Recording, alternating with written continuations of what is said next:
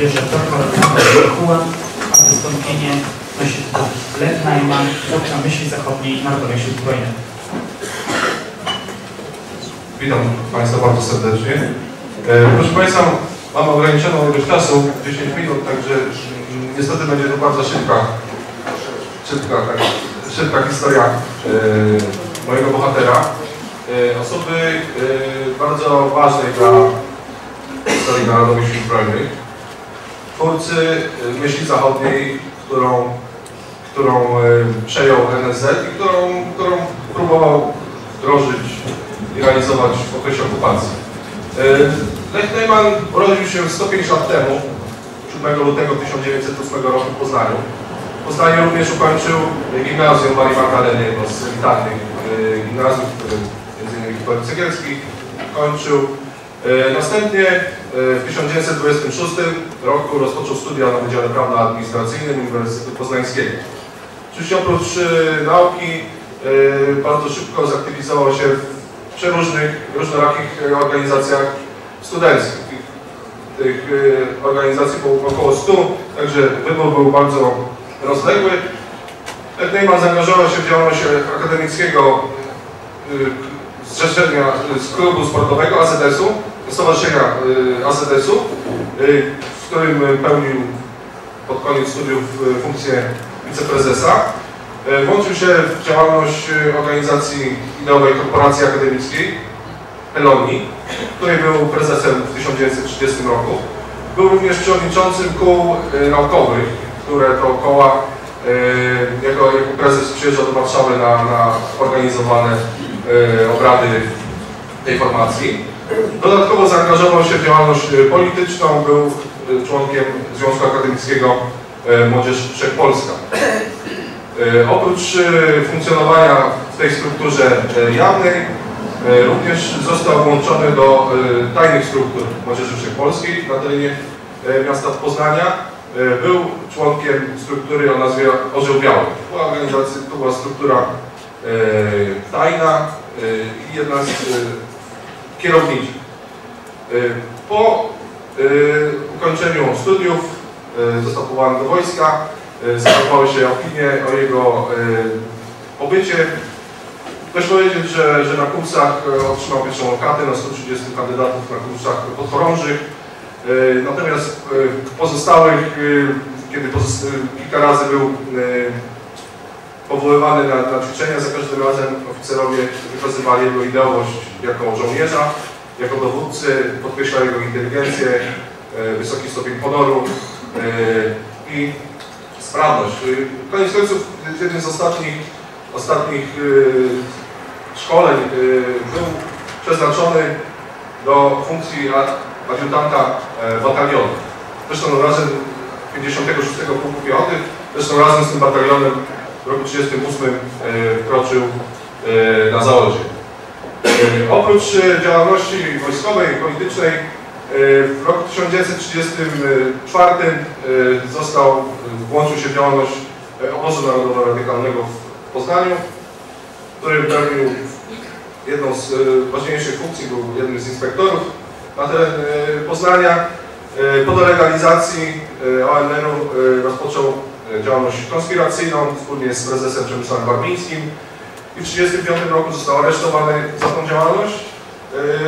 Jednakże w wyniku sprawy sądowej jego działalność został uniewinniony po prostu w tej sprawie, co jak gdyby skutkowało tym, że jako urzędnik państwowy w tym czasie rozpoczął pracę w prokuratorii generalnej, no tej pracy nie został pozbawiony.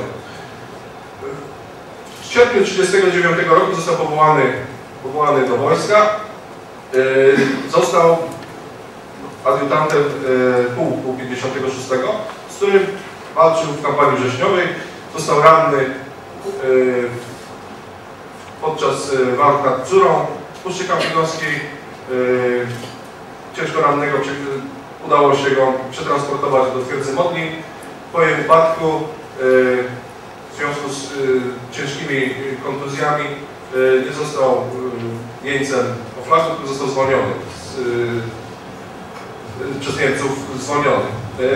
Po powrocie z niewoli, zamieszkał w Warszawie i tutaj bardzo szybko nawiązał kontakt z działaczami narodowo-radykalnymi, skupionymi w organizacji polskiej.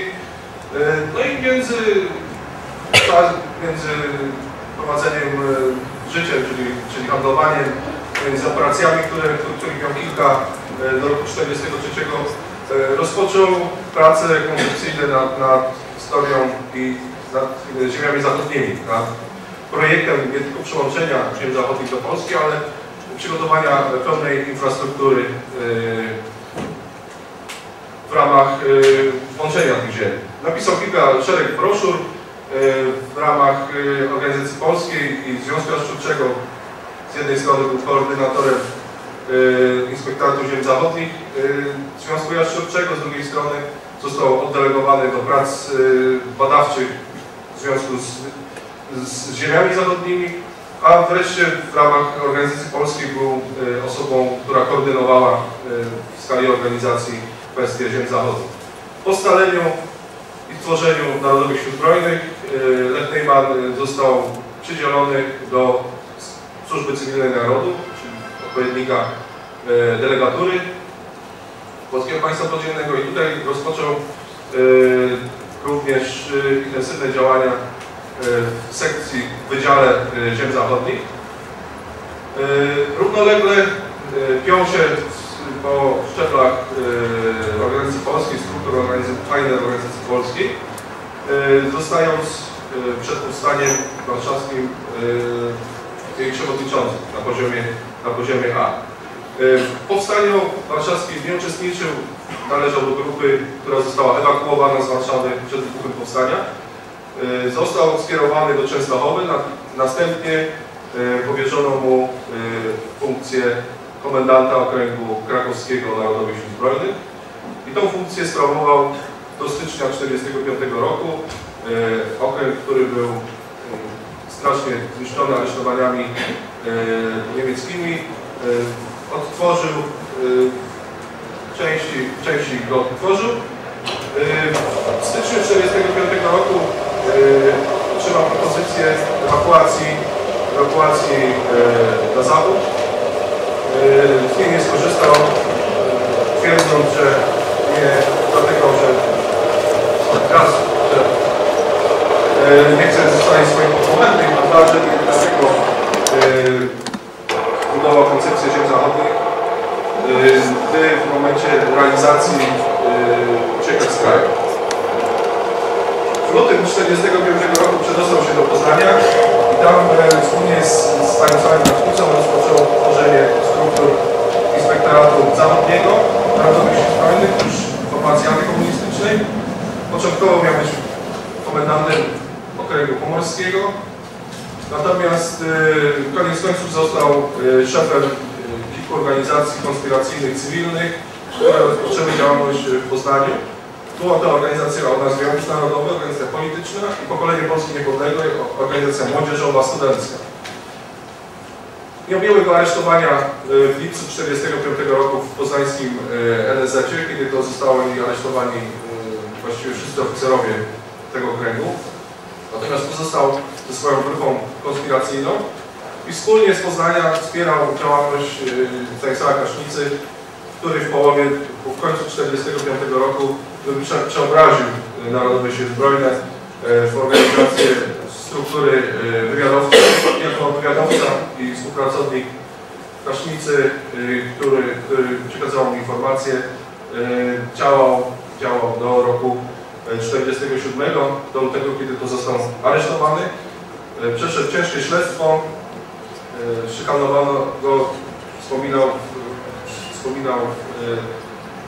wspominał jeden z agentów celnych taką historię, kiedy to po przyjściu z przesłuchania Lech Nejman twierdził, że powiedzieli mu, że będą go wieszać za współpracę z Niemcami i nagłośnią tą sprawę, a jedyne na co powiedział, że szczególnie będzie mu żal, jak się jego mama o tym dowie, ponieważ on nigdy wie, że zginie, natomiast nie chciałby zginąć tak haniebną śmiercią. Po śledztwie przygotowano zarówno Neumana i Stanisława Kraśnicę do procesu, który miał mieć charakter pokazowy, procesu, który miał unaocznić winę, czyli zdradę, czyli współpracę z Niemcami. Jednakże ze stenogramu wynika, że Lech Neumann nie przyznał się do żadnego z zarzucanych mu czynów, co skutkowało tym, że otrzymał karę śmierci mimo apelacji rodziny i adwokatów. Został zamordowany 15 maja 1948 roku, 12 maja. Pochowany na łączce, na Powązkach, łączka L.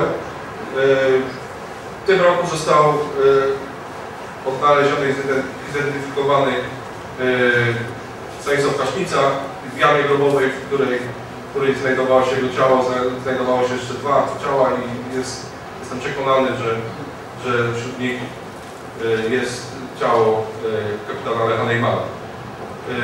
Na koniec, proszę Państwa, w tym roku ukaże się biografia Lecha Neumana, także mam nadzieję, że ten krótki referat Państwa zainteresuje. Książka będzie liczyła ponad 300 stron, także myślę, że pewne jego powiedzenia okażą się jasne po jej przeczytaniu. Bardzo dziękuję za uwagę.